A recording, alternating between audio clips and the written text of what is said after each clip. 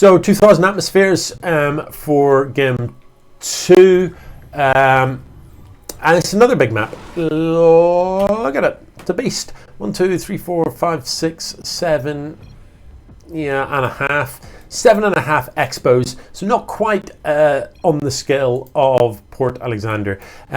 2,000 atmospheres. It's a while since I've played on this map.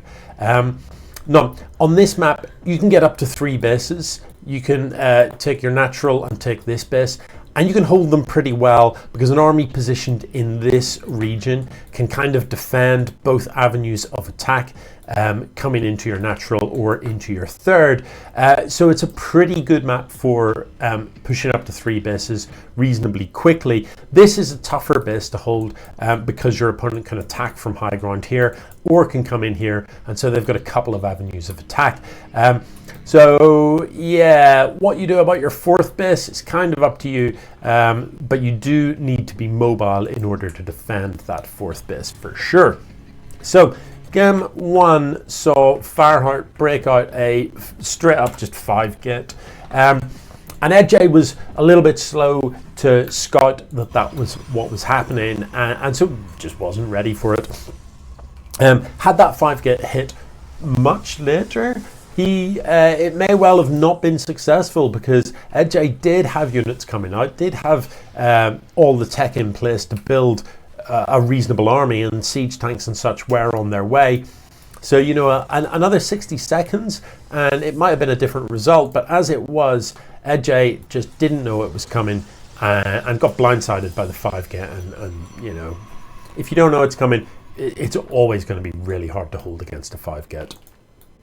This time, however, FyreHeart is expoing, and in fact that expo is well ahead of his opponent. No sign. EdJ now rallying the worker out to come down and build the command center on the low ground. So nothing radical, not a radical push you wouldn't think from EdJ, although it is a double racks, one with the tech lab and one with the reactor, and he is building marauders, which is interesting. Now that might be ominous because on the other side of the map there's about to be an oracle, and oracles fly and marauders don't shoot up. So at present there is only this 1 unit on the map for EdJ that can shoot up. Again, EdJ, a little bit of scouting goes a long way. If you'd been in your opponent's base, you'd have seen the Stargate building a couple of minutes ago, and you'd know that something was coming. So the Oracle comes in, there's no worker pool. So guys, seriously, the first thing you've got to do, an Oracle comes in, grab all your workers and run from it. You gotta run from that thing, because otherwise, just look at how quickly it kills workers. 14 kills is very hard to come back from at the 4.5 minute mark. So EdJ is now down to 18 workers, and it's going to be a problem for him, isn't it? It's going to be a problem. I don't know why I'm popping that up. I always forget that I'm like using the WCS overlay. This information's done. It's down here at the bottom. Look, it's right there. I don't need the pop up. I like this one. Workers killed 12. Hang on, wait, what? Oh, the Oracle must have also killed a couple of Marines. So. Yeah, if you're the Oracle flyer, if you're controlling the Oracle, you do need to target. It's coming back in for another pop, and the Marines just not in position. So, terrifyingly, this Oracle manages to kill even more workers, and now 14 workers are dead. Hard to see that EdJ can come back from here. He needs to do something pretty radical if he is to achieve that. So what are his options? You know, I'd love to see some level of scouting, even a scan just coming down on the other side of the map to get an idea of what you're up against, EdJ. There's carriers in production, and you've got marauders, which are literally pointless at this stage.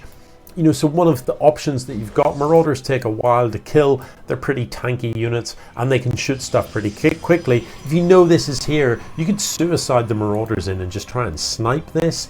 You know, send a single medevac and a bunch of marauders. They'll actually knock down a nexus pretty quickly, because they're not going to help you in the fight against the carriers. So I don't know what else you are going to do with them.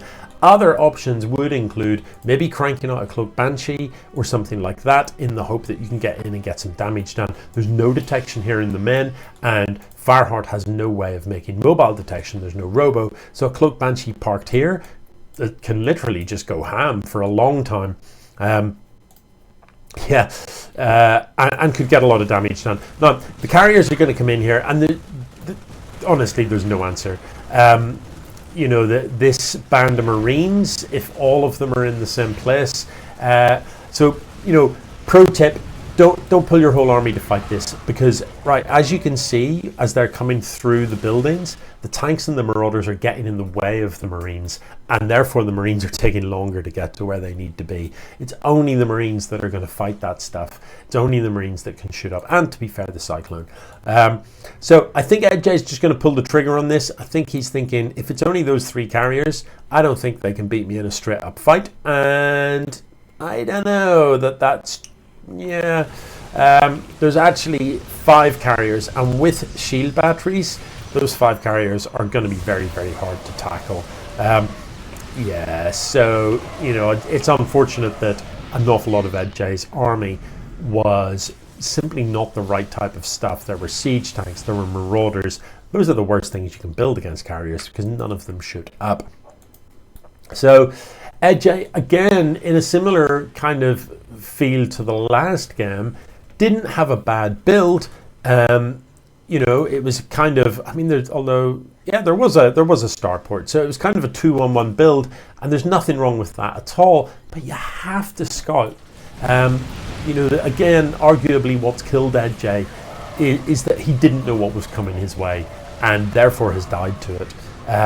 Had he known what was coming, had he known there was an Oracle in the offing, there would have been Marines in the mineral line, I hope, or a turret or something like that to deal with it. Or better still, a Widow Mine. A single Widow Mine takes out an Oracle, by the way.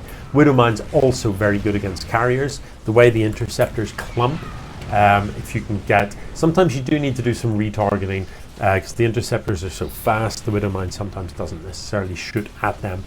You don't want the Widow Mine firing at the carriers, it won't kill them. So, but the splash damage from the Widow Mine will take out these interceptors. So a few Widow Mines burrowed can actually strip a lot of the interceptors off the carriers, so that you can then stim in with your Marines and focus them down without getting shreked. As it is, however, you know, it's all over but the singing. This, yeah. So FyreHeart wins 2-0, and EdJ, fragments of grimness. That was a bit of SCV, I think. Just floating upwards, wasn't it? 2000 Atmospheres is, of course, underwater. So there's a few underwater maps, so when stuff dies, it kind of floats upwards. That's why you've got, like, fish and stuff swimming about. They're not space fish, they're like regular fish. But I think. Yeah, some of them. Anyway, yeah, EdJ, you know, could feel a little aggrieved that his builds weren't bad. But it was a lack of scouting, it was a lack of knowing what your opponent was coming at you with that let you down, EdJ. As it is, it's FyreHeart that wins 2-0. GG.